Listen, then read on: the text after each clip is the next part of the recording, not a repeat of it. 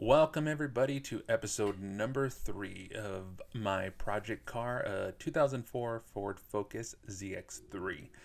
In this episode, I'm going to be installing the trapped oil control system and the speed balance shift delete kit, and that's from a company called Massive. Of course, like any simple routine oil change, it has to get stuck on there. So, with a little bit of persuasion with a mallet and a screwdriver and a clamp, the oil can eventually came off. But for some reason, I always have this problem with this car. It always ends to seize up on there. But after a cut finger, since those things are really sharp, the oil filter finally came off. So I was finally able to get that simple step done, which of course when the simple stuff goes hard, you worry about the rest of the project. But here's a time lapse of taking off all of the bolts for the oil pan so I can get to the section that I need to work on. So this is underneath the engine. You're seeing me take off the oil, I believe it's the oil return plug filter, whatever you want to call it. That's got to come off first because that big massive thing behind it is the part that's going to come out. Now to install the oil kit, the trapped oil system, you don't need to do this part that I'm doing. You can just take off the pan and install the part itself. But for this, I wanted to go ahead and actually put in this the massive speed balance shift delete kit. That's easy to say, since it would help with the revs on the engine. You know, simple little part. It's not that expensive, but as you'll see here, it does help remove this big piece of metal that's in the actual engine itself, that the engine has to move the gears that are in this piece that I'm taking out, which of course robs it of power. It's in there to help make the engine run a little bit smoother as far as like it's idling, because at the end there was some vibration once this part was installed. But you know, this isn't going to be a daily driver. This is something a little bit more take out on the weekend for fun, and definitely take more to the track. So since I'm already down here doing all this work, if you decide to do just the oil control system, I would recommend just thinking about doing this one since you're already going to be down here. They make this kit for a lot of different cars. They do even make one for the RS, for the modern RS right now. But since that one's a daily driver, I don't think I'll be switching that one over anytime soon. So when you're doing this part, just be very careful because this thing actually weighs a lot. As you can see me try to wrestle around with it while taking off the last bolt. So just make sure that when you're doing this, you are not directly under it. It's going to be leaking oil anyway, so you're not going to have your face directly under it. But just make sure that you're prepared, because with this hanging on the one bolt, I can already feel the weight of this piece ready to come out. So, and with using the quick jack system, the car is actually lifted pretty good off the ground, so I'm actually having to hold my hand up in the air for this whole time. So I got a mini workout in the process of taking this big piece of metal out of the engine.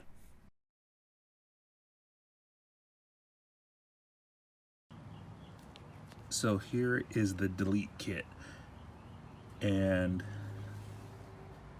this little kit helps delete that big piece right there. And as you saw, it's really heavy. So when you do this, make sure you have some sort of jack stand or something underneath it, because that was a workout. So what happens, or what you're doing, is this part here is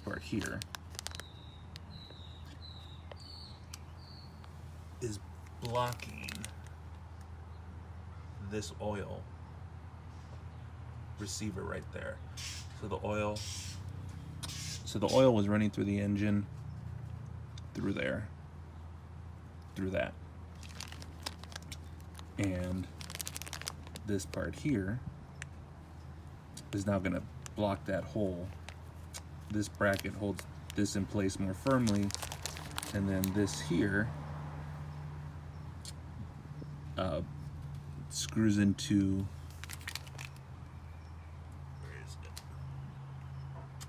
that old threading right there. So you do save some weight on the front, which is awesome. And just remember, you do have to add more oil now because there's more space in the oil pan area now. So all right, let's finish this up. Okay, so now you're seeing the two holes that we're going to be using. The hole on the left, that's more of the circle there, that is going to be the plug that's going to be stopping the oil from going through. And the one that has more of the raw metal, that's where the screw is going to go into to hold that plug into that hole right there. It is a little tricky to put it in there, just trying to hold your hand up and making sure that that little plug doesn't move around. As you can see, I'm trying to slowly tighten it, but at the same time the plug is moving. What makes it a little bit difficult is that it's cut like a letter C, so that plug can slip out of the holder. But once you slowly work it in there, it does clamp in pretty good.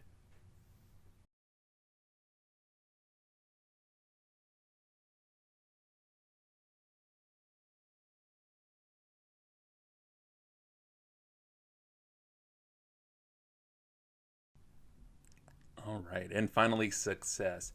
So the next part, since I'm already down there, you're gonna go ahead and scrape off all the old gasket. Now this car actually has the liquid gasket. It doesn't have the already framed gasket that you buy in. Here you're seeing me take off the old little baffles that were in the oil pan to keep the oil from sloshing around.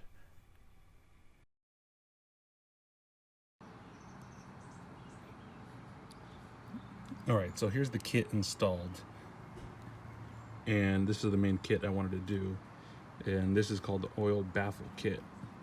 So what this does, as you saw, you take out the two baffles that come with the car stock, and you replace it with this unit. Now, what this does is the oil pump is over here. And when you're driving the car on a track or something like that, you'll see that the oil is going to obviously slosh around left and right.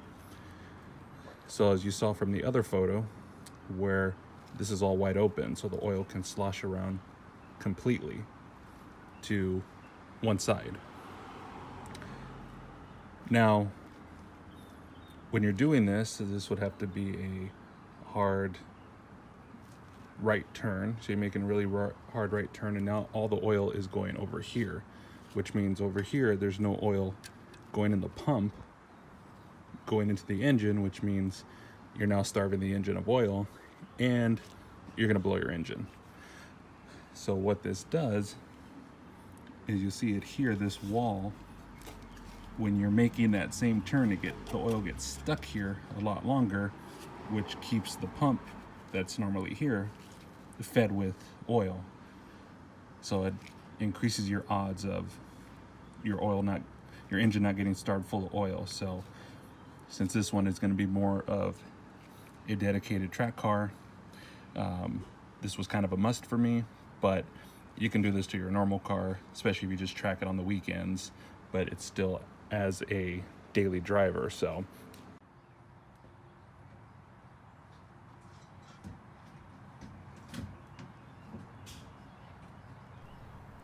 all right, so you're seeing how I place the liquid gasket all the way around the edges, and now I'm just going to get ready to install it.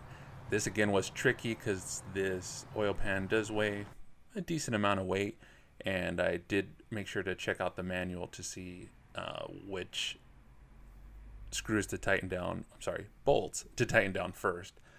That way it would seal nice and solid. So just remember, this takes about 24 hours to dry before you can start turning on the engine. The gasket is in. I'm going to go ahead and put the oil filter back on, and I put some oil in there so that way it's not starved for oil from the filter. And I added some oil. You could see how it's kind of shiny around the edge of it. That way it makes a good seal. And then we're gonna put it back up there.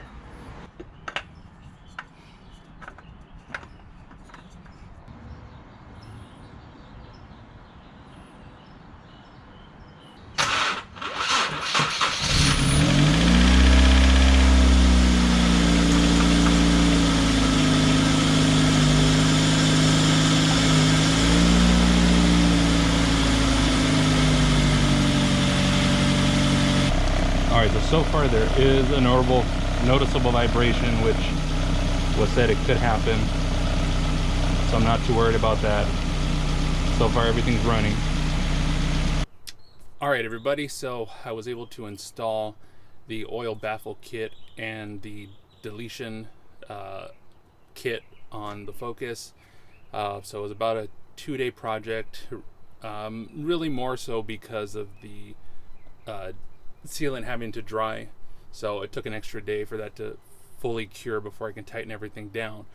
But at least in regards to the process of taking everything off, honestly it was very intimidating at first when you open it up and see all the lower parts of the engine in there, and you're just worried you're going to ruin something. But you know, this is part of the process of learning. You're going to have to take those risks and, you know, mess with some of the stuff that you feel uncomfortable with. But you know, it paid off. I feel 20 times better having done it. Learned a lot about the car, which is really important, especially if you're trying to track something and it breaks, you at least know how it comes apart. Next step, start to reassemble the parts I took off, which is like the pan covers for the wheel wells. Start to working on the wheels, start stripping the interior out. So there's still a lot more to do before, you know, I really want to get her out there and take her on the track. I still need to order a pan underneath to stop all the rocks and dirt from getting up underneath there, all that work we just did. So there's a skid plate is the word I was looking for. It's what I'm going to be ordering soon. That way you can really protect it and put some steel underneath there. As you saw, if I don't put it there, as you saw right now with the video when I'm letting the engine run, all that is susceptible to the rocks and gravel and everything hitting it and destroying the oil pan, getting caught in the belts, and then just completely ruining the engine. So you don't want to skimp there. You want to make sure to get something good because, you know, you're trying to protect your engine. So that'll be one of the next upcoming ones. But if you have been watching the first 2 episodes, again, I really appreciate it. Any comments, suggestions, drop them in the comments wherever you're watching this at. And again, until the next time, we'll see you on the next video. Thanks a lot.